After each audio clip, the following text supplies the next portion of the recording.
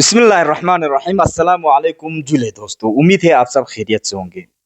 काफ़ी दिनों से मैं ले आया हुआ था और मेरा दोस्त बशारत अली, डॉक्टर बशारत अली मेरे साथ है, उनके साथ मिला और साथ ही साथ हम गुफ्तगू करते हुए काफ़ी सारे बातों पर, काफ़ी सारे मुद्दों पर या टॉपिक्स पर हम गुफ्तगू कर रहे थे। तो मैंने सोचा यार क्यों ना ये गुफ्तगू को हम थोड़ा-सा रिकॉर्ड करके जो हम गुफ्तगू कर रहे हैं उनको पब्लिक तक भी मेरे ऑडियंस तक भी पहुँचा दें। तो मैंने जब भाई से कहा कि भाई हम ये करेंगे तो मतलब रेडियली वो भी राज़ी हो गया और ये कन्वर्सेशन हम शुरू कर रहे हैं। सबसे पहले भाई आपका बहुत-बहुत शुक्रिया कि आपने अपने कीमती औकात में से वक़्त निकाल कर मुझे वक़्त दी। जी, तो हाँ भाई, बहुत-बहुत शुक्रिया आपका। अच्छा, सबसे पहले तो मैं ये एक चीज़ कहना चाहूँगा आपको शुरू करने से पहले कि आपका जो चैनल था, जिस पे हमें अच्छे-अच्छे इन्फॉर्मेशंस मिलते थे, इनफैक्ट किसी भी बैकग्राउंड से हो, इवन दो मैं खुद साइंस बैकग्राउंड से हूँ, लेकिन फिर भी मुझे ये था कि आपके जो चैनल चल रहा था, उस पे जिस पे आप इतना मेहनत करते थे, उससे हमें बहुत सारी चीज़ें अपने कल्चर के बारे में, अपने हिस्ट्री के बारे में, लद्दाख के बहुत सारी चीज़ें ऐसे इन्फॉर्मेटिव चीज़ें जो कि हमें एज़ ए साइंस स्टूडेंट या आप कह लो, जो आर्ट्स से, ह्यूमैनिटीज़ से बिलॉन्ग नहीं करते हो, जिनका बैकग्राउंड नहीं हो, उनके लिए बहुत ईज़ी लैंग्वेज में मैं कहूँगा, ईज़ी लैंग्वेज में आसानी से समझ आने वाली चीज़ें थी, इन्फॉर्मेटिव चीज़ें थी। और अभी रिसेंटली ये पता चला मुझे कि आपका जो चैनल है वो मैं कहूँ बंद हो गया है ना, डिमोनेटाइज हो गया। तो उस चीज़ का काफ़ी दुख है एज एन ऑडियंस या एज ए फ्रेंड। और साथ ही साथ में मैं ये भी बताऊँ, आपको ये कहना चाहूँगा कि मैं आपका बहुत बहुत शुक्रगुजार हूँ कि आपने मुझे भी इस काबिल समझा कि अपने चैनल पे, जो कि एक बहुत अच्छा अच्छा प्लेटफॉर्म है मैं कहूँ इंफॉर्मेशन के लिए, नॉलेज के लिए, इस पे आपने मुझे काबिल समझा और इनवाइट किया। तो बहुत बहुत शुक्रिया।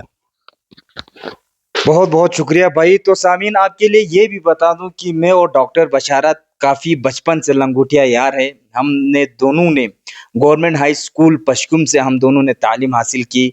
10th हम दोनों ने साथ में किया था और उसके बाद हम दोनों गवर्नमेंट हायर सेकेंडरी स्कूल पर भी हम गए। उसके बाद भाई चला गया था श्रीनगर और मैं रहा कारगिल। लेकिन इसके बाद हम दोनों का सफ़र भी अब अलग-अलग हो गया। ग्रेजुएशन के बाद भाई ने साइंस में ही अपना मतलब कदम जमा लिया, लेकिन ग्रेजुएशन तक आते-आते मेरा तो मतलब बस हो चुका था साइंस में। तो साइंस के बाद मैंने आर्ट्स में इसको कन्वर्ट किया और इसके साथ-साथ जब साइंस के बाद भाई जब पीजी करके पंजाब यूनिवर्सिटी चले आए, तो मैं भी चला गया था पंजाब यूनिवर्सिटी एमए करने के लिए। तब बशारत डॉक्टर बशारत तो उस वक़्त तो बशारत ही था, अभी तो डॉक्टर बन गया। तो उस वक़्त फिर से रिसर्च का जो था साथ ही साथ किया था, लेकिन मैं एज़ अ जूनियर उनके मतलब काफ़ी द 1-2 साल बाद, लेकिन भाई ने अभी ये कर लिया। तो भाई अब हम ज़्यादा वक़्त नहीं बिताते हुए मतलब हम थोड़ा-सा हमारे ऐसे कैंडिड कन्वर्सेशन में हमारे तालीम के ऊपर बात करते हैं, ख़ुसूसन हम दोनों का जो ताल्लुक़ है वो तालीम के इदारे से है। तो सबसे पहले मैं आपसे ये जानना चाहूँगा कि यार हमारे ज़माने में जो था एक ही डिग्री कॉलेज थे, तो जो अपॉर्च्युनिटीज़ थे हमारे उस वक़्त, जो अभी आप लद्दाख यूनिवर्सिटी में भी पढ़ा रहे हो।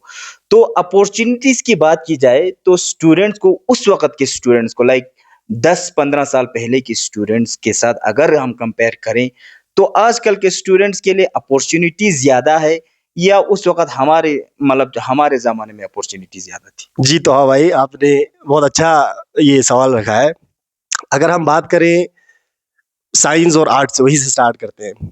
जैसे आपने कहा कि आपने फिर से साइंस छोड़ के, हम लोग इनफैक्ट हम दोनों गवर्नमेंट हाई स्कूल पश्चिम से पढ़े, फिर government boys higher secondary Kargil से पढ़े, एंड देन उसके बाद मैंने साइंस ऑप्ट किया और आपने आर्ट्स में, ह्यूमैनिटीज़ में अपना आगे का रास्ता चुना।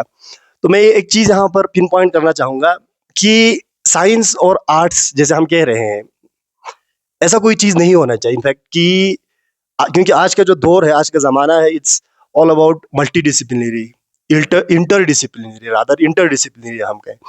साइंस स्टूडेंट होते हुए भी, साइंस बैकग्राउंड से होते हुए भी, हमें कल्चर के बारे में, हिस्ट्री के बारे में, मैथमेटिक्स, केमिस्ट्री इनफैक्ट साइंस का ही हुआ, हर सारे चीज़ें ज़रूरत पड़ती है।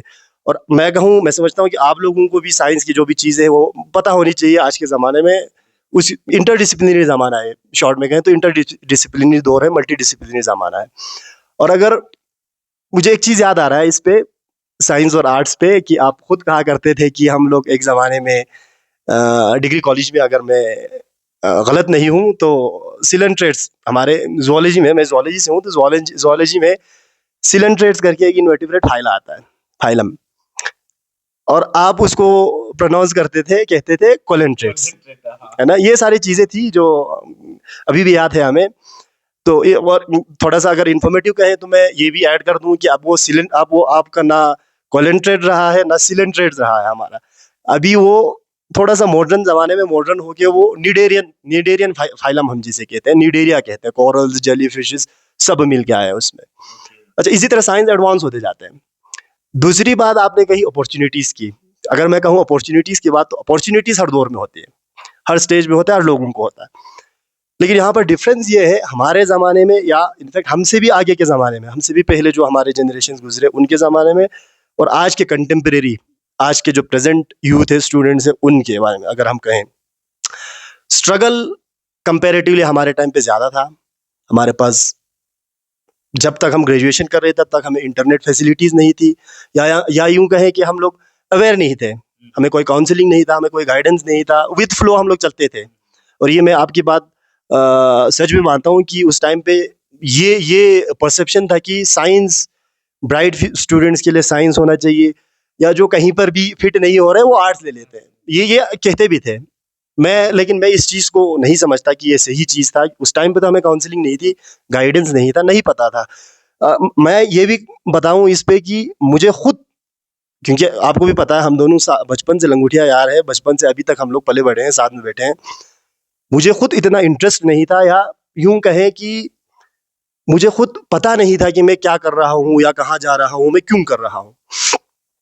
लेकिन मेरा इंटरेस्ट जो है, दिलचस्पी जो है साइंस की तरफ, या यूं कहे एनिमल्स की तरफ, एनिमल साइंस की तरफ, तब मुझे पता चला कि मुझे ये करियर चाहिए, ये मेरा पैशन है या ये मेरा इंटरेस्ट है, जब मैं मास्टर्स करने गया। उस टाइम एक्चुअल में स्टडी क्या होता है वो मुझे पता चला। और मुझे साइंस में भी, एनिमल साइंस या जूलॉजी जिसे कहते हैं, वो क्यों ऑप्ट किया मैंने, क्यों मुझे अच्छा लगा, ये तो हवा ऐसा होता है कि बचपन से ही हम लोग तो एक्सपोज नहीं हुए, या एक्सपोज हुए भी तो हम अवेयर नहीं थे चीज़ों को समझने में, कि चीज़ों को जो हम देखते हैं इसको कैसे परसीव करना है, कैसे देखना है। एक स्टोरी में आपको बताते जाऊं कि बचपन में हम लोग जब हमारे घरों में होते हैं, कैटल्स होते हैं, या साथ ही साथ में आपके मुर्गियाँ होती है, उस टाइम पे मुझे लगता था कि ये जो मुर्गे होते हैं, आपने देखा होगा, आपने भी ऑब्जर्व किया होगा कि वो अपने पंख ऐसे फैलाते हैं। हाँ, कभी कभी आप देखा होगा, पंख फैलाते हैं, ऐसे करते हैं। हमें पता नहीं था कि ये कर क्या रहे हैं, लेकिन मुझे बड़ा अच्छा लगता था वो देख के कि ये क्या कर रहा है, कुछ तो कर रहा है। जब मैं ये चीज़ एमएससी में, जूलॉजी में मैंने मास्टर्स की, तब मुझे समझ आया कि ये चीज़ तो साला एनिमल बिहेवियर है, है ना। वो जो आपका मुर्गा अपना पंख फैला के ऐसे जो एक्सप्रेस कर रहा है, वो एक्सप्रेस करना चाह रहा है अपने फीमेल को, मुर्गी को, यानी कि इम्प्रेस करना चाह रहा है। Animal behaviour, it's all about animal behaviour. जैसे हम करते हैं, जैसे ह्यूमन में लड़के लड़कियां अपोजिट सेक्स को इम्प्रेस करने के लिए लेदर जैकेट पहनते हैं, बाल ऐसे करके करते हैं, हर कोई करता है। तो वैसे ही एनिमल्स में भी है ये, एग्जैक्टली। तो वो चीज मुझे तब क्लिक हुआ कि भाई यार ये तो बड़ा इंटरेस्टिंग चीज है। वहां से मुझे पता चला कि नहीं, मुझे इस फील्ड में जाना है। और मुझे ये खुशी हुई कि मैंने जूलॉजी अच्छा चुना है, मेरा इंटरेस्ट ये है, तब मुझे पता चला और मैं आगे बढ़ता गया। देन आपने कहा कि मैंने फिर अपने पंजाब यूनिवर्सिटी से अपना डॉक्टरेट हासिल किया जूलॉजी में। और अपॉर्चुनिटीज़ की अगर हम बात करें, जूलॉजी की ही नहीं, आज के स्टूडेंट्स के लिए अपॉर्चुनिटीज़ की बात करें और स्ट्रगल की बात करें, तो जैसे आप गए, मैं गया, हायर एजुकेशन के लिए हम लोग बाहर गए। आज के स्टूडेंट्स को, जो लद्दाखी स्टूडेंट्स है, यूथ है, मैं उनकी खुशनसीबी समझता हूँ कि आज हमारे पास, हमें बाहर जाने की कोई ज़रूरत नहीं है। हमारे डोर स्टेप पे कारगिल में, लेह में we have Ladakh university campuses, जो कि इतने अच्छे फैसिलिटीज़ के साथ। क्योंकि मैं खुद पिछले 2 साल से यहाँ पर I am teaching zoology in the university of Ladakh. मुझे खुद कभी कभी मैं हैरान हो जाता हूँ कि ये फैसिलिटीज़ मैंने अच्छे अच्छे यूनिवर्सिटीज़ में, टॉप प्रीमियर इंस्टीट्यूट्स में नहीं देखे। जो कुछ इंस्ट्रूमेंट्स, कटिंग एज जिन्हें हम कहते हैं, sophisticated instruments university of Ladakh में मैंने देखे। इतने फैसिलिटीज़ दिए हुए हैं और इतने वेल क्वालिफाइड, हर सब्जेक्ट के एक्सपर्ट्स हैं आपके पास। तो हमारे स्टूडेंट्स के लिए खुशनसीबी है कि आज आपको बाहर जाने की ज़रूरत नहीं है, आपके डोर स्टेप पे अपॉर्चुनिटीज़ है, आपको ये आपके सामने सब कुछ सुविधा है, सब कुछ सहूलियत है, तो आपको क्या करना है, बस दोनों हाथ यूं करके ग्रैब करना है अपॉर्चुनिटीज़ को, बिल्कुल। और इतने सारे, मैं ये भी ऐड कर दूं कि यूनिवर्सिटी ऑफ लद्दाख में इतने सारे कोर्सेज हैं, इतने सारे कोर्सेज अवेलेबल हैं जो कि आपको बहुत सारे इंस्टीट्यूट्स में नहीं मिलते हैं। बहुत वाइड ना ब्रॉड स्पेक्ट्रम पे अपॉर्चुनिटीज़ है, बहुत सारे ऑप्शंस हैं कोर्स ऑप्ट करने के।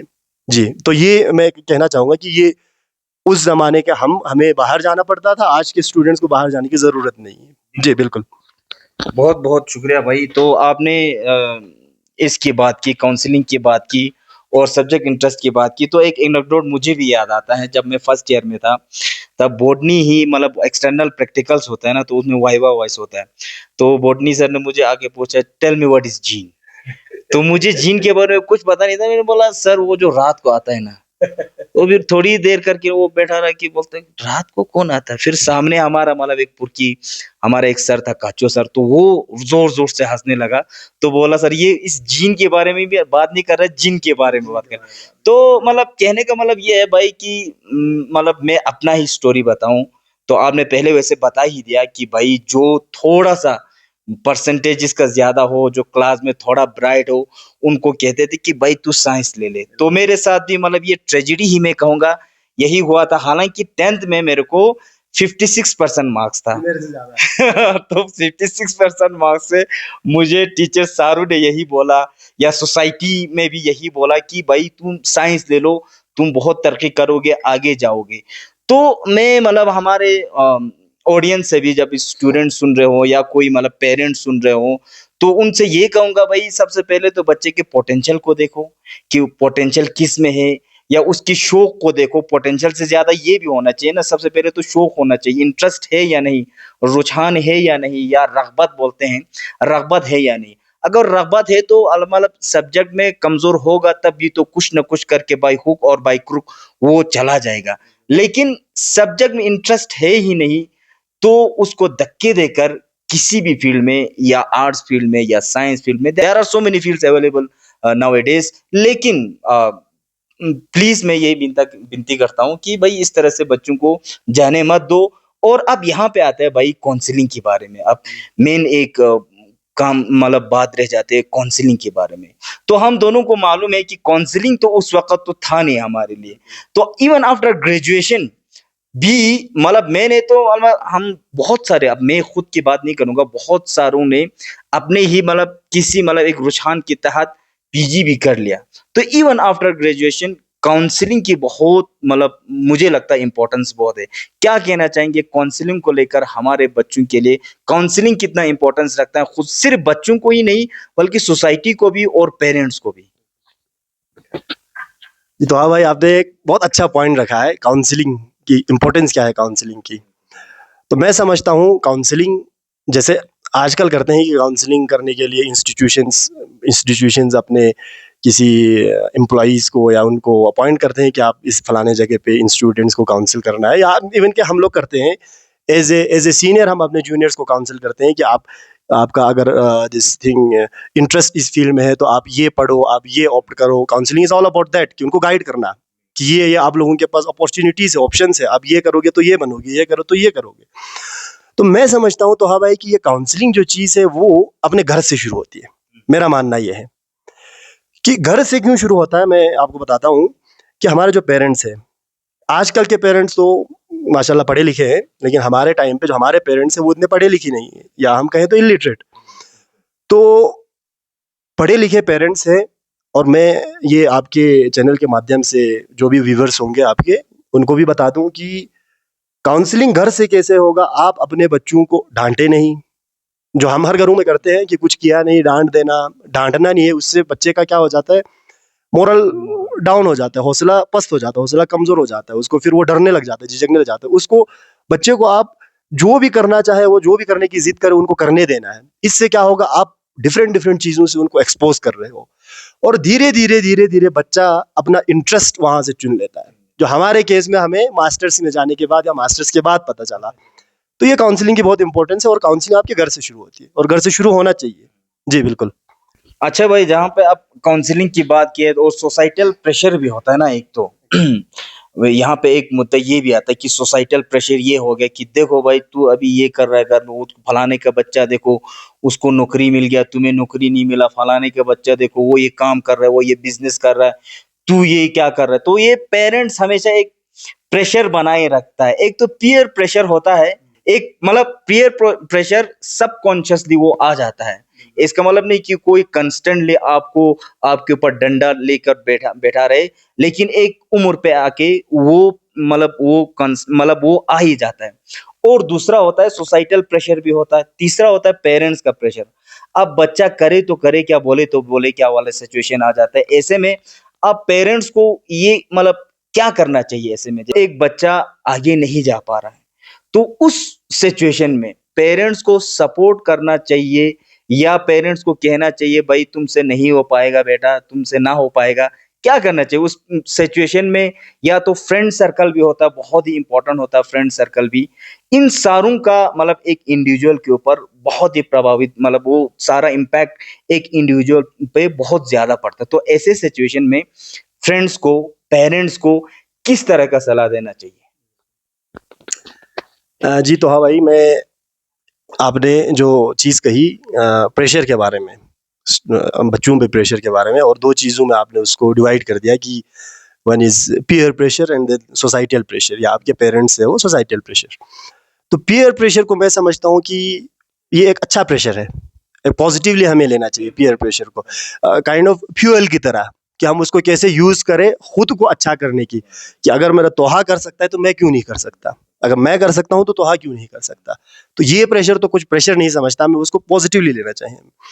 दूसरा हमारा सोसाइटी का प्रेशर, कि उनके बच्चे को देखो फलाने ने नीट क्रैक कर ली, फलाने ने नेट जेआरएफ कर ली, फलाने ने ये कर ली। तो मैं एक चीज़ यहाँ पर समझता हूँ जो इनफैक्ट मैं खुद मैंने अपने लाइफ में ये अप्लाई किया है, कि जब मैं थोड़ा सा डिप्रेस होता था, वो आपको भी पता है, मुझे भी पता है कि पीएचडी के टाइम पे हमारा ये जो ग्राफ है ऐसे चलता है ना, फ्लक्चुएट रहता है, ऐसे चलता है। तो मैं खुद मैं खुद अपने ऊपर अप्लाई किया कि जब मैं दुखी होता था किसी चीज़ से, कि मेरा रिजल्ट नहीं आया, मेरा एक्सपेरिमेंट फेल हो गया पीएचडी की ड्यूरिंग पीएचडी, तब तक तो, क्योंकि पीएचडी से पहले की मैं बात इसलिए नहीं कर रहा, तब तक हमें पता ही नहीं था, हम मगन थे मस्त बिल्कुल। पीएचडी में हमें समझ आएगा ज़िंदगी क्या है, पढ़ाई क्या है, रिसर्च क्या है, कि सोसाइटी में हम कैसे क्या कर सकते हैं, खुद के लिए, सोसाइटी के लिए क्या कर सकते हैं। तो वहाँ पे जाके मुझे एक चीज़ समझ आएगी, प्रेशर, और ये सोसाइटी का प्रेशर जो आप कह रहे हैं, कि मेरे फ्रेंड्स के तो रिजल्ट आ गए, मेरे फ्रेंड्स के तो पेपर्स पब्लिश हो गए, मेरे नहीं हो रहा है, मेरे रिजेक्ट हो रहा है, हाँ नौकरी लग गया। तो मैं क्या करता था, जब भी मैं एक थोड़ा सा स्ट्रेस में आ जाता था, मैं, आपको पता है हमारा यूनिवर्सिटी, पंजाब यूनिवर्सिटी के सामने पीजीआई हॉस्पिटल है, बहुत बड़ा हॉस्पिटल, तो शायद आपको पता हो कि ना हो, मैं काफ़ी बारी मैं विजिट कर चुका हूँ पीजीआई हॉस्पिटल। और मैंने ये चीज़ बहुत कम लोगों के साथ शेयर किया है, कुछ लोगों के साथ शेयर किया होगा, कि जब मैं ऐसे हालात में होता था, मैं पीजीआई हॉस्पिटल विजिट करता था। और विजिट करने का पर्पज़ ये था कि मैं वहाँ जाके देखता था कि किसी का हाथ टूट गया, किसी का हेमरेज है, किसी को कैंसर हो गया है ना, किसी किसी का माँ मर गया, किसी की बाप मर गया, किसी की बहन मर गई, किसी का रिलेटिव डेथ हो गया, किसी का फ्रैक्चर हो गया, ऐसे ऐसे। तो उन सबको देख के मैं समझता था कि भाई यार, मेरा जो दुख है, मैं जो दुख लेके आया हूँ, मैं जो स्ट्रेस, जिस चीज़ से मुझे स्ट्रेस हुआ है ना, अपने हिसाब से तो मैं स्ट्रेस में हूँ, वहाँ जाके मैं बिल्कुल एकदम फ्री हो जाता था, कि भाई मेरे इनके स्ट्रेस के सामने, इनकी परेशानी के सामने, ये मेरा परेशानी क्या चीज़ है, इसको तो मैं कल ठीक कर सकता हूँ। अब किसी का कोई रिलेटिव, किसी का कोई पेरेंट, किसी का बच्चा मर गया, वो कहाँ से ठीक करके ले आएगा। तो प्रेशर को हमें ऐसे प्रेशराइज नहीं करना चाहिए। और इनफैक्ट कंपैरिजन की जो आपने बात की, एक तो ये माइंडसेट रखना चाहिए, और इसी से जुड़ा हुआ मैं आपको कहूँ कि सोसाइटल प्रेशर पे हमें हमेशा से, ये मेरा खुद का बिलीफ भी है, हमेशा हमें खुद को, खुद से जो कम सोसाइटी में होता है, आप इकोनॉमिकल पर्सपेक्टिव से देखो, एजुकेशनल पर्सपेक्टिव से देखो, किसी भी पर्सपेक्टिव से देखो, एक हायरार्की सा होता है, ये होता है ना, स्टेटस के हिसाब से क्लासेस होते हैं। हमें हमेशा खुद से नीचे वाले को देखना चाहिए, बच्चों को कंपेयर नहीं करना चाहिए। अगर आप बच्चों को कंपेयर कर भी रहे हो, तो कुछ इस तरह करो ताकि वो मोटिवेट हो जाए, कि फलाने बच्चे का तो इतना ही मार्क्स आया यार, चलो वेरी गुड, तुम हमारे बच्चे ने इतना मार्क्स लिया है। ना कि उल्टा, कि उसने फलाने ने 90% लिए, तुम 60% पे अटक गए। तो इससे बच्चे का हौसला पस्त हो जाता है, मोरल डाउन हो जाता है, वो फिर झिझकता है, घबराता है, अपने पॉइंट्स रखने से घबराता है। तो हमेशा से हमें, जो हॉस्पिटल की जो चीज़ मैंने कही, हमेशा से हमें अपने से जो नीचे है, एजुकेशन की बात कर रहे हैं परसेंटेज की, तो हमेशा से हमें ये सोचना चाहिए कि अगर आपके 60% आए तो 50% वाले भी तो है यार, वो खुश है, हम क्यों खुश नहीं रह सकते, उससे तो हमने अच्छा किया है। ना कि हमसे ऊपर जी किया। हर किसी की ख्वाहिश होती है, आपकी भी ख्वाहिश होगी, मेरी भी ख्वाहिश होती है कि भाई मुझे फॉर्च्यूनर चाहिए, मुझे स्कॉर्पियो चाहिए। अगर आपके पास, अभी मेरे पास ऑल्टो है, आपके पास ऑल्टो है, हम चाहते हैं कि हमारे पास स्कॉर्पियो हो, फॉर्च्यूनर हो, चाहते हैं। ये इंसान की जो ख्वाहिशात है वो कभी पूरा नहीं हो सकती। इस उससे हम खुश नहीं रहते, लेकिन उससे हम क्या हो जाते हैं फिर डिप्रेस में, कि भाई मैं क्या करूं, मेरे पास ये नहीं है, वो तो बड़ा फलाना जैकेट पहन के घूम रहा है, उसके पास तो ये गाड़ी है। अगर हम इसका उल्टा तो देखें कि बेचारा किसी के पास साइकिल है, वो भी तो ये सोचते होंगे कि मेरे पास यार ऑल्टो होता। किसी के पास तो पैर ही नहीं है। किसी के पास पैर नहीं है, तो हम तो पैर से चल रहे हैं अपने। मैं हमेशा कहता हूँ लोगों को, जो भी मेरे से बात करते हैं मजाक मजाक में, कि गाड़ी नहीं है, कोई कहता है गाड़ी नहीं है, तो मतलब ऊपर वाले ने 2 टायर दिए हुए हैं, है ना, सेहत सलामत है, 2 टायर, उसी पे चलते हैं। चलने के लिए ही दिया है ऊपर वाले ने ये पैर, और किसी चीज के लिए तो दिया नहीं है। तो हमेशा से हमें इस नजरिए से देखना चाहिए, ताकि आपका बच्चा जो है, आपका जो यूथ है, वो स्ट्रेस में ना चला जाए, रादर वो मोटिवेट हो, है ना, ये चीजें होनी चाहिए। जी बिल्कुल सही बात आपने, वो एक शायर की बात है ना, अल्लामा इकबाल है या मिर्जा गालिब है यार, मुझे वो दोनों में मतलब थोड़ा सा ये है कि कंफ्यूजन है, कि वो शायर फरमाते हैं कि हजारों ख्वाहिशें ऐसी कि हर ख्वाहिश पे दम निकले, बहुत निकले मेरे अरमा मगर फिर भी कम निकले। तो ये 2 लाइन में सारा कुछ, हम इंसान का सारा कुछ समेट देता है भाई। तो आपने बहुत अच्छी बात कही, वो हॉस्पिटल वाली बात, और साथ ही साथ जिस तरह से प्रेशर को किस तरह से हैंडल करना चाहिए। तो अब आगे बढ़ते हैं भाई इनसे, मतलब थोड़ा सा आपकी रिसर्च के बारे में बात करते हैं। तो मुझे तो मालूम है कि आपने रिसर्च किया क्या है, किस चीज पे किया है, लेकिन आप अपने ऑडियंस को बता सकते हैं कि आपने अभी जो रिसर्च किया है किस चीज पे किया है, आप मतलब आपका फील्ड रिसर्च एरिया क्या है? जी, तो हाँ भाई, अगर रिसर्च के बारे में बात करें, रिसर्च इंटरेस्ट कहें, या मैंने जो रिसर्च पीएचडी के दौरान किया है, जब मैं when I was pursuing PhD, तब मेरा जो पीएचडी के दौरान, तो हम स्ट्रीमलाइन हो जाते हैं एक टॉपिक के ऊपर, बिल्कुल स्ट्रीमलाइन होके एक टॉपिक चूज करते हैं। तो मेरा जो टॉपिक था was all about fish nutrition. Fish जो था मेरा मॉडल ऑर्गेनिज्म था, और फिश के लिए न्यूट्रिशन। अब फिश न्यूट्रिशन की अगर हम बात करें, सी थोड़ा सा मैं, अगर टाइम ज्यादा हो भी तो भी फिर भी मैं थोड़ा सा बेसिक आपको, है ना, ताकि एक कंटिन्यूटी से समझ आ जाए लोगों को। फिश जो है one of the most important, मैं कहूँ, एनिमल प्रोटीन सोर्स है, या एनिमल न्यूट्रिशन सोर्स है हमारे लिए अच्छा। फिश। क्योंकि न्यूट्रिशनल प्रोफाइल इसका बहुत तगड़ा है, स्ट्रॉन्ग है, a very good source of protein, a very good source of polyunsaturated fatty acids। Fat की हम बात करते हैं कि फैट खराब है, फैट खराब है, there are good fat and bad fat, saturated unsaturated, मैं टेक्निकलिटीज में नहीं जाता हूँ, ये चीजें हैं। मतलब सरल भाषा में, सिंपल हाँ भाषा में बिल्कुल, बिल्कुल बिल्कुल टेक्निकलिटीज में तो मुझे भी कुछ नहीं आता है, मतलब बहुत सारे ऑडियंस ऐसे हैं बिल्कुल कि बिल्कुल शाबाश। बिल्कुल। तो मेरा जो फोकस था ड्यूरिंग पीएचडी में बात करूं, स्टार्ट करते हैं ड्यूरिंग पीएचडी, कि fish one of the most important animal protein source, animal nutrition source है हमारे लिए, फीड सोर्स है। तो फिश को क्या करते थे, अब फिश को कल्टीवेट करते हैं, आपको पता है, फिश फार्मिंग करते हैं, रेस करते हैं, फार्मर्स फिश को रेयर करते हैं, रेस करते हैं, उनको फीड खिलाते हैं और बढ़ाते हैं, बढ़ा के वो लोग बेचते हैं। 2-3 बार तो हम कुरुक्षेत्र गए भी हैं। एग्जैक्टली, फिश सीड्स लाने के लिए हम लोग कुरुक्षेत्र आपको मैं लेके जाता था। और इनफैक्ट ये यहाँ पर एक चीज मुझे याद आ रहा है कि जो फिश फीड बनाते थे, या फिश को फीड करने में अपने एक्सपेरिमेंट के दौरान जाते, तो आप लोग मजाक करते थे कि यहाँ जानता हूँ, मछलियों को खाना खिलाने जा रहा है और तो कुछ काम नहीं है ना, ये होता है। तो यहाँ पर जो फीड है, फीड की अगर हम बात करें, फिश फार्मिंग में, फिश को रेस करने में, अब लोगों को फिश चाहिए। हमारे नेचर में वाटर सोर्सेज में फिशेस है डिफरेंट काइंड, लेकिन अगर हम वहां से पकड़ के खाने लग गए तो हमारा वो खत्म हो जाएगा, एक टाइम पे खत्म हो जाएगा, रिसोर्स भी पूरा डिमिनिश। तो क्या करते हैं उसके लिए, फिश रेयर करते हैं, कल्चर करते हैं, फिशेस को बढ़ाते हैं, फार्म्स पे बढ़ाते हैं, डिफरेंट फिशेस को डिफरेंट फार्म्स में बढ़ाते हैं, और बढ़ाने के बाद उसको फिर बेचते हैं। उससे क्या होगा, लाइवलीहुड भी डेवलप हो गया, मतलब उनको एम्प्लॉयमेंट अपॉर्चुनिटीज भी मिल गए, और लोगों के लिए प्रोटीन सोर्स भी हो गया, एनिमल बेस्ड प्रोटीन सोर्स भी हो गया। लेकिन यहाँ पर फार्मर्स जो है चतुराई करता है, हर किसी को पैसे की ख्वाहिश है, तो फिशेस को जल्दी, फार्मर्स के लिए क्या फायदेमंद होगा, फिशेस जितना हो सके जल्दी बढ़े और ज्यादा बढ़े ताकि उनको प्रॉफिट हो। तो इसके लिए क्या करते हैं, केमिकल बेस्ड ग्रोथ हार्मोन्स होते हैं, ग्रोथ प्रोमोटर्स होते हैं, एंटीबायोटिक्स होते हैं। फिशेस, जो फिश आपका रियरिंग यूनिट है उसको, जहां पर आप फिशेस मच्छी पाल रहे हो, उनको डिजीज फ्री रखने के लिए एंटीबायोटिक्स यूज करते हैं, दवाइयां यूज करते हैं। फिशेस तो बढ़ रहे हैं, फार्मर्स को फायदा भी है, लेकिन कहीं ना कहीं उससे क्या होता है, एंड कंज्यूमर्स पे इफेक्ट पड़ता है कि वो एक्यूमुलेट हो गया हो, उसके जो रेजिड्यूज है केमिकल्स के वो रह गया हो, कहीं ना कहीं जाके जो एंड कंज्यूमर्स है ह्यूमन बींग्स, उन पे इफेक्ट करता है। तो मेरा रिसर्च फोकस क्या था कि एक तो मैं इन केमिकल्स के लिए, इन ग्रोथ हार्मोन्स के लिए, एंटीबायोटिक्स के लिए कुछ अल्टरनेटिव ढूंढूं, अच्छा। फिशेस को डिजीज भी ना हो जिससे, और फिशेस अच्छे से बढ़े भी, फार्मर्स को भी फायदा हो, और जो खाते हैं लोगों को उनको भी कोई नुकसान ना हो, है ना, ऑर्गेनिक भी हो। तो मैंने क्या किया अपने लद्दाख में, लद्दाख जो है हमारा, आप इसको मान लो नेचुरल लेबोरेटरी, नेचर का लेबोरेटरी। अच्छा। इतने स्कोप है, नॉट ओनली फिश, बायोडाइवर्सिटी की मैं बात कर रहा हूँ, फ्लोरा फौना की बात कर रहा हूँ, इतने डाइवर्स हमारे पास फ्लोरा फौना है, अनएक्सप्लोर्ड है बहुत सारे। तो हमारे स्टूडेंट्स को बहुत सारे रिसर्च करने की अपॉर्चुनिटीज है और करना भी चाहिए।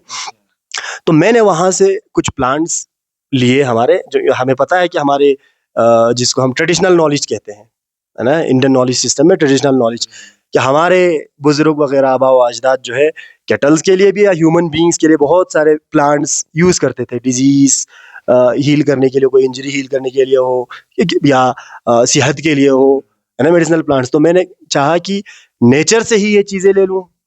मैंने कुछ मेडिसिनल प्लांट्स चूज किए और उनको मैंने फिश के फीड में ऐड किया, सप्लीमेंट किया। फीड मैंने खुद बनाया। इससे क्या हुआ कि जो, और फीड जो मैंने बनाया वो लोकली अवेलेबल इंग्रेडिएंट्स जो हमारे पास सस्ते में मार्केट में मिल जाते हैं वो कलेक्ट किए। राइस ब्रेन हो गया, व्हीट फ्लोर हो गया, सोयाबीन हो गया, ये सारी चीजें। तो इन सब को मिक्स करके फिर मैंने उसमें आपका मेडिसिनल प्लांट्स ऐड कर दिए। उससे क्या हुआ, आपके पास एक न्यूट्रिशनली बैलेंस्ड फीड भी बना, और साथ ही साथ में मेडिसिनल प्लांट्स के पास बहुत अच्छे अच्छे प्रॉपर्टीज है, ग्रोथ प्रमोट करने वाला, एपिटाइट, है ना, भूख लगना जिसे हम कहते हैं, वो स्टिमुलेट करना, डिजीज से कंबाट करने के लिए, एंटी फंगल, एंटी, आपने सुना होगा cancer, anti cancer, anti fungal, anti bacterial properties होते हैं। तो उससे मुझे पता चला कि हमारे नेचर ने हमें इतना सब कुछ दे दिया है। तो मैंने वो अल्टरनेटिव, एज एन अल्टरनेटिव उसको चुना, और मैंने बाई ग्रेस ऑफ गॉड की सक्सेसफुली मुझे अच्छा रिजल्ट मिला कि मेडिसिनल प्लांट्स है। मैंने तो 2 ही मेडिसिनल प्लांट चूज किए थे और उनके अच्छे इफेक्ट मुझे देखने को मिले फिशेस। जैसे आपका सिंथेटिक फीड है जिसमें ग्रोथ हार्मोन्स वगैरह केमिकल्स यूज करते हैं, साथ में सप्लीमेंट। उसके अलावा मैंने ये फीड बनाया, कॉस्ट इफेक्टिव भी था, बहुत खर्चे कम में मिला, क्योंकि फिश फीड जो है आप लोगों का the most important and the most costliest part fish farming की अगर हम बात करें, तो उसी को अगर हम कम करें तो फिश भी कम दाम में बिकेगा, एंड कंज्यूमर्स को भी कोई हार्म नहीं होगा, अच्छा फिश मिलेगा, और फार्मर्स के लिए भी अच्छा चीज हो गया, प्रॉफिट मिला। तो मेरा फोकस तो जो था ये इस पे था कि अल्टरनेटिव ढूंढें, डिजीज फ्री रखें, ग्रोथ प्रमोट करें, नेचर से अल्टरनेटिव ढूंढें। तो ये मैंने चीज वहां से देखी। और अगर मैं थोड़ा सा ऐड करते जाऊं, लद्दाख की भी अगर हम बात करें, लद्दाख में ट्राउट कल्चर होती है, फिशेस की अगर हम बात करें, ट्राउट कल्चर होती है, रेनबो ट्राउट आपने सुना होगा। तो यहाँ पर भी एक कांस्टेंट जिसे हम कहते हैं, मुझे वेरियर जिसे हम कहते हैं, वो देखने को मिलता है कि आपको शायद से पता हो या ना हो, 800 रुपए किलो बिकता है हमारे यहाँ पर ट्राउट, कारगिल में, लेह में, फार्म्स पे। तो वो इसलिए बिकता है क्योंकि एक तो हमारा जो ट्राउट है वो बहुत ही न्यूट्रिशियस है और बहुत ही आपका विटामिन से, फैटी एसिड से, मिनरल से भरे हुए हैं। दूसरी बात, बेचारे जो फार्मर्स है उनको फिश सीड हो या फिश के लिए फीड हो, ये सारे बाहर से प्रोक्योर करके लेके आना पड़ता है। अब ट्रांसपोर्टेशन कॉस्ट वगैरह बढ़ जाता है, इसीलिए इनको रेयर करने में ज्यादा एक्सपेंडिचर होता है, तो 800 रुपए किलो बिकता है। तो मेरा ये प्लान भी है, इनफैक्ट मैं उस पर काम करना भी चाहता हूँ, और आई एम प्लानिंग, या ये कहूँ कि मैं कर भी रहा हूँ उस पर, कि क्यों ना हम लद्दाख में ही एक sustainable as well as cost effective feed develop करें, यहाँ के अवेलेबल लोकली अवेलेबल इंग्रेडिएंट्स को लेके। उससे क्या होगा, फिश फार्मर्स के लिए अच्छा है, इतना कॉस्टली फीड खरीदना नहीं पड़ेगा, और फीड अगर उसको सस्ते में मिल गया तो फिश भी सस्ते में बिकेगा। तो जो भी एंड, जैसे मान के चलो मैं हूँ, मैं 800 रुपये केजी दे के रोज नहीं खरीद सकता, कल को मुझे वो 400-500 में मिल जाए तो मैं क्यों नहीं खरीदूं, इतना अच्छा फूड सोर्स है। तो ये चीज है, स्कोप बहुत है, और ये करना भी चाहिए। बहुत बहुत शुक्रिया भाई, क्योंकि मेरा दूसरा सवाल यही था कि contribution of your research to Ladakhi society और इंडिया, तो ये मैंने आपने तकरीबन इसी जवाब के जुमरे में आपने दे दिया। तो आपसे एक सवाल ये भी करना चाहता हूँ भाई कि आप एज ए जोलॉजी रिसर्चर और जोलॉजी स्टूडेंट, अभी हमारे मतलब सुनने वाले या देखने वाले ऑडियंस में से कोई स्टूडेंट होगा जो जोलॉजी में इंटरेस्ट रखता होगा, या वो ये सोच रहा होगा कि यार जोलॉजी में करने के बाद स्कोप क्या होगा। तो स्कोप में मतलब एक तो मैं ये कहना चाहता हूँ भाई, मतलब बातों से बात निकल है तो यार भाई प्लीज, मतलब मेरा तो ये मानना है कि नौकरी के लिए मत पढ़ो सबसे पहले, कि मतलब अपना जो रिसर्च इंटरेस्ट है या अपना जो पढ़ाई का इंटरेस्ट है उसको देख के चलो। मतलब यार देने वाला तो ऊपर वाला है, रब है, वही देख लेगा, कुछ ना कुछ तो कर लेगा, है कि नहीं। तो पहली बात तो ये, लेकिन बट स्टिल यहाँ पे अगर कोई ऐसा स्टूडेंट हो जो जोलॉजी में आगे जाना चाहता हो, तो उनके लिए कुछ आप स्कोप भी आप बयान कर लो कि आगे क्या क्या स्कोप्स है जोलॉजी में, और जोलॉजी में आगे जाने के लिए अभी मतलब 12th में या जस्ट ग्रेजुएशन क्या है, उनको क्या करना चाहिए बेसिकली आगे जाने के लिए। सी अगर किसी बच्चे को ये इंटरेस्ट पता चले कि मैं एनिमल साइंस पढ़ना चाहता हूँ, है ना, मैं जोलॉजी में अपना करियर बनाना चाहता हूँ, कि मैं जोलॉजिस्ट बनना चाहता हूँ या मैं जोलॉजी पढ़ना चाहता हूँ, तो उनके लिए ऐसी बेसिक थिंग इस जैसे हम करते हैं ग्रेजुएशन में साइंस हो तो थोड़ा सा उसको आइडिया मिल जाता है कि साइंस क्या चीज़ है, वहाँ से टच आ जाता है एनिमल साइंस का, जोलॉजी के एनिमल्स के बारे में। लेकिन आज के ज़माना तो इंटरडिसिप्लिनरी है, कोई ह्यूमैनिटीज़ से भी अगर पढ़ने वाला हो तो वो आ सकते हैं, कॉमर्स से भी आ सकते हैं। तो जोलॉजी जो है एक ऐसा सब्जेक्ट है, और ख़ासकर अगर हम लद्दाख के पर्सपेक्टिव से देखें, लद्दाख के स्टूडेंट्स के बारे में बात करें, तो पहले तो मैं बताऊं कि क्या क्या स्कोप है, क्या क्या अपॉर्चुनिटीज़ है। जोलॉजी पढ़ के आप लोग एक अच्छा हायर एजुकेशन में अगर जाएं, हायर एजुकेशन में आप लोग पढ़ा सकते हैं, लेक्चरर हो, टीचर हो, असिस्टेंट प्रोफेसर बन सकते हैं, जोलॉजी पढ़ा सकते हैं। या आप रिसर्च परस्यू करें तो अच्छे से अच्छा आप लोग रिसर्चर बन सकते हैं। ऑर्निथोलॉजी, बर्ड्स के बारे में स्टडी करो, इंसेक्ट्स के बारे में स्टडी करो, फिशेस के बारे में स्टडी करो, मैमल्स के बारे में स्टडी करो, या जो जैसे मैंने कहा कि बहुत डाइवर्स हमारे पास बायोडाइवर्सिटी अवेलेबल है। और हमारे स्टूडेंट्स के लिए एक बहुत बड़ा अपॉर्चुनिटी है कि लद्दाख के बायोडाइवर्सिटी को एक्सप्लोर करें, रिसर्च करें, कि बहुत सारे अनएक्सप्लोर्ड स्पीशीज हो सकते हैं अभी भी, है ना, क्योंकि एक कॉम्प्रहेंसिव स्टडी, कॉम्प्रहेंसिव सर्वे थ्रू आउट लद्दाख अभी तक देखने को नहीं मिलता है अबाउट द बायोडाइवर्सिटी, किए हुए हैं स्पेसिफिक ग्रुप पे, स्पेसिफिक लोकेशंस पे। तो बहुत सारे स्कोप है, अपॉर्चुनिटीज है। अगर इन जनरल अगर हम कहें जोलॉजी पढ़ के आप वाइल्ड लाइफ में जा सकते हैं, वाइल्ड लाइफ फोटोग्राफर बन सकते हैं, या वाइल्ड लाइफ साइंटिस्ट बन सकते हैं, अच्छा जोलॉजिस्ट बन सकते हैं आप, एंड देन सिविल सर्विसेज या जो भी आप लोगों के हायर लेवल के एग्जाम्स होते हैं उनके लिए zoology one of the best chosen optional subjects मैंने देखा है कि रखते हैं। ये सारी चीजें हैं। साथ ही साथ में जोलॉजी पढ़ के दिस थिंग मैं कहूँ कि इंटरडिसिप्लिनरी से जुड़ा हुआ आजकल जोलॉजी में भी बहुत मॉडर्न चीजें आए हुए हैं, जैसे बायोटेक्नोलॉजी टेक्निक्स को जोलॉजी के साथ मिला हुआ है, बायोसाइंस के साथ मिलाया हुआ है, स्टैटिस्टिक्स, बायोस्टैटिस्टिक्स जिसे हम कहते हैं, या जीनोमिक्स की बात कर रहे हैं, जीन्स के बारे में, जैसे जो जीन के बारे में बात करते हैं, जीन्स का पता करते हैं।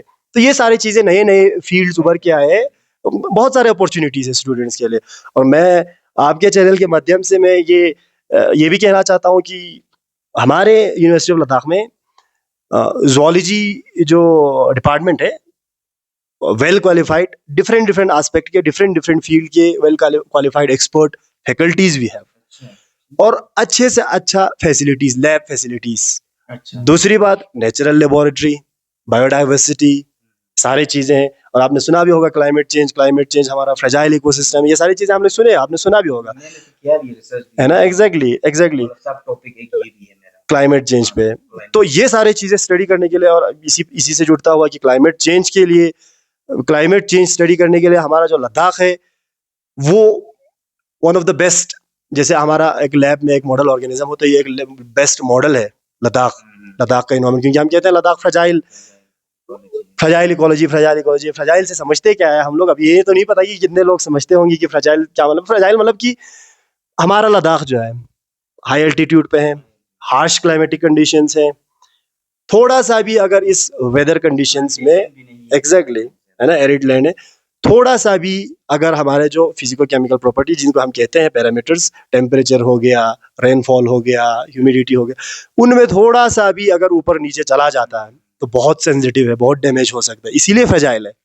इसीलिए फ्रेजाइल है, exactly exactly. Trans Himalayan region में फॉल करता है हमारा लद्दाख, तो इसीलिए क्योंकि यहाँ पर कोल्ड, अब हार्श क्लाइमेटिक कंडीशन, कोल्ड जिससे हम क्या कहते हैं, कोल्ड डेजर्ट, कोल्ड डेजर्ट कहते हैं, यहाँ पर थोड़ा सा टेम्परेचर बढ़ जाए तो कोल्ड डेजर्ट में अडेप्टेड जो भी फ्लोरा फाना होगा उन पे बहुत ड्रास्टिक इफेक्ट पड़ेगा। इसीलिए हमारा ये एक सुइटेबल जगह है, सुइटेबल हॉटस्पॉट या जिसे हम कहें मॉडल है लद्दाख क्लाइमेट चेंज स्टडी करने के लिए। तो आजकल का हॉट टॉपिक भी है और हमारे स्टूडेंट्स के लिए बहुत अच्छा अपॉर्चुनिटी भी है। अगर आप लोग आए, जोलॉजी पढ़ें, तो इन सारी चीज़ों के बारे में जानें, इन सारी चीज़ों पे रिसर्च करें, ताकि आप लोग कुछ ऐसा चीज़ कर सके, हमारा जो फ्रेजाइल जिसे हम कहते हैं इकोसिस्टम, उसको बचाएं, है ना। ग्लेशियर्स रिट्रीट होते हैं, टेम्परेचर बढ़ते हैं, इन सारी चीज़ों को कंजर्व करने की कोशिश करें।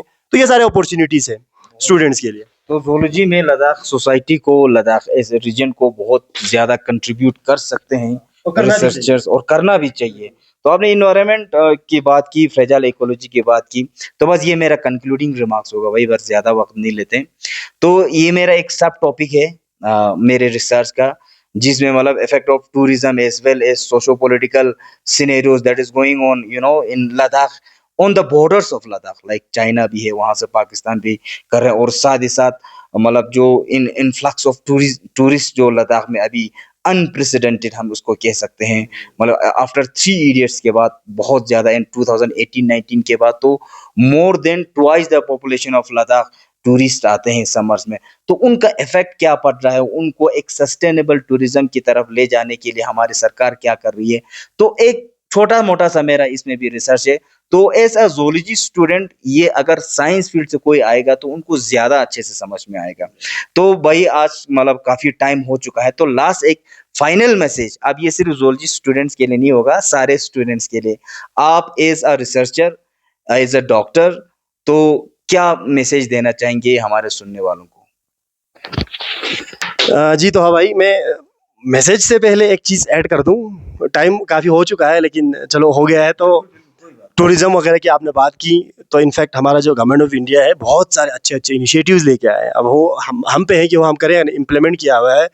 इको टूरिज्म को बढ़ा रहे हैं, इको टूरिज्म, इको फ्रेंडली चीज़ें हो, इको फ्रेंडली पानी पीने के लिए जो भी बॉटल्स वगैरह होते हैं, प्लास्टिक यूसेजेस कम करें, बायोडिग्रेडेबल चीज़ें यूज़ करें। और इन चीज़ों को जोलॉजी स्टूडेंट्स को खासकर, या जो जोलॉजी इंथुजियास्ट्स हैं, वाइल्ड लाइफ इंथुजियास्ट्स हैं, उनको तो ज़्यादा से ज़्यादा लोगों को अवेयर करने की ज़रूरत है। इस चीज़ को अवेयर करना उन पे, मैं कहता हूँ कि हम नहीं कहते वाजिब है, ऑब्लिगेटरी, ये उन पे है। क्योंकि हम अपने घरों की कितनी सफाई करते हैं, और जब तक हम इस इन्वायरमेंट को, हम लद्दाख को अपना घर नहीं मानेंगे, तब तक नहीं करते हम लोग, सफाई नहीं करते हम लोग। तो ये पर्सपेक्टिव हमारे जहन में डालना चाहिए कि हम इसको अपना घर माने, ताकि एक सस्टेनेबल हमारा लद्दाख रहे, जो फ्रेजाइल इकोसिस्टम हो रहे हैं। और दूसरी बात, मैसेज की अगर मैं बात करूं स्टूडेंट्स के लिए या यूथ के लिए, तो अपना इंटरेस्ट चुने। अपना इंटरेस्ट, सबसे पहले तो पेरेंट्स को अपने बच्चों को एक्सपोज करो डिफरेंट चीज़ों से, उनको रोको मत, टोको मत। और एक्सपोज करने से क्या होगा कि वो लोग समझेंगे कि, और धीरे धीरे पता चलेगा कि उसका इंटरेस्ट इस पे है, और उस इंटरेस्ट में पेरेंट्स को कुछ भी हो जाए सपोर्ट करना चाहिए स्टूडेंट्स को। अब पेरेंट्स की रिस्पॉन्सिबिलिटी हो गई, स्टूडेंट्स की भी रिस्पॉन्सिबिलिटी है। Each individual have their role to play. जैसे मान के चलो, अगर क्लास में मैं पढ़ाने जाता हूँ, एज ए टीचर मेरा रोल है, तो स्टूडेंट का भी एक रोल है कि वो पढ़ें। तो उसी तरह बच्चों का भी, यूथ का भी, स्टूडेंट्स का भी सोसाइटी में एक रोल है, वो उसको समझें कि मेरा पेरेंट जो है मेरे इंटरेस्ट को लेके इतना है ना सेक्रीफाइस कर रहा है, सपोर्ट कर रहा है, तो मुझे भी इस चीज़ को आगे लेके जाना है। और एंड में जो बड़ा मैसेज ये है कि पढ़ें, चाहे बुजुर्ग हो, बच्चे हो, छोटे हो, बड़े हो, पढ़ें। ये पढ़ना मतलब सिर्फ ये नहीं कि अपना क्लास वर्क करे, होमवर्क करे, जो भी हो, पढ़ने की चीज कोशिश करे और लिखें। क्योंकि ये एक जो चीज़ है सबसे बड़ा हमारे पास, हम क्या कह सकते हैं इसको, क्या कहते हैं, टूल है ना, वेपन तो ना कहें, है ना, ये सबसे बड़ा टूल है हमारे पास। पढ़ें, लिखें, और हर एक को पढ़ाएं, लिखाएं और अवेयर करें, ताकि एक बेटर सोसाइटी हो और बेटर लद्दाख हो, और इनफैक्ट बेटर इंडिया हो, बेटर ग्लोबली एक अच्छा हमें रहने के लिए घर रहे। हम अपने घरों में करते हैं, अपने घरों में रहने के लिए क्या क्या हम लोग जिद्दोजहद करते हैं, वैसे हम थोड़ा सा ब्रॉडर पर्सपेक्टिव रखें, परसेप्शन रखें, और लद्दाख को या इंडिया को अपना घर माने। तो उससे क्या होगा कि हर एक का कंट्रीब्यूशन होगा, और एक अच्छा हम लोगों के लिए जिंदगी जीने के लिए एक बेहतर जगह होगा। जी बिल्कुल, थैंक यू। बहुत बहुत शुक्रिया भाई। लेकिन जाने से पहले अभी हमारा टॉपिक मुझे लगता है शुरू ही हुआ है, क्योंकि फिशरीज पे हमने सिर्फ आपसे मतलब क्वेश्चन किया तो आपने बता दिया कि ये सारे अभी कितने कितने फिशेस के मतलब डिफरेंट डिफरेंट स्पीशीज पाए जाते हैं। अब फिश खाएगा तो इंसान को क्या फायदा है, नहीं खाएगा तो क्या नुकसान है, इन सारे बातों पे अभी बात करना बाकी रहता है भाई। और साथ ही साथ सस्टेनेबल डेवलपमेंट की भी बात की, तो एक ज़माने में हमारे लद्दाख में ज़ीरो वेस्टेज एक सिस्टम था, तो लेकिन अभी वो दिखाई देने को नहीं मिलता, लेकिन टाइम काफ़ी हो गया। तो इन पे इंशाल्लाह आगे आने वाले दिनों में जब आपको वक़्त मिले, तो हम इस पे ज़रूर गुफ्तगू करेंगे। जी, मैं थोड़ा सा है ना आपके व्यूवर्स के लिए, जैसे अभी तोहा साहब ने कहा कि आने वाले टाइम में हम कोशिश करेंगे कि इन चीज़ों पे बात करें। ये तो हम लोग ऐसे ही जस्ट मिले, तो एक कैंडिड काइंड ऑफ है ना कन्वर्सेशन, तो एक अच्छे अच्छे टॉपिक्स पे हम लोग इंशाल्लाह उम्मीद करते हैं आगे आने वाले टाइम में अगर आप मौका दे, अगर आप मौका दे तो हम लोग है ना जो जो कुछ मुझे पता हो मैं ज़रूर बताना चाहूँगा। बिल्कुल जी, थैंक यू। तो इसी पर मैं आपसे अलविदा लेता हूँ। आपका बहुत बहुत शुक्रिया, और साथ ही साथ आप सामीन से भी मैं अलविदा लेता हूँ। उम्मीद है आप लोगों को ये कन्वर्सेशन पसंद आई होगी। तो इंशाल्लाह ज़रूर मिलते हैं, तब तक के लिए खुदा हाफिज़।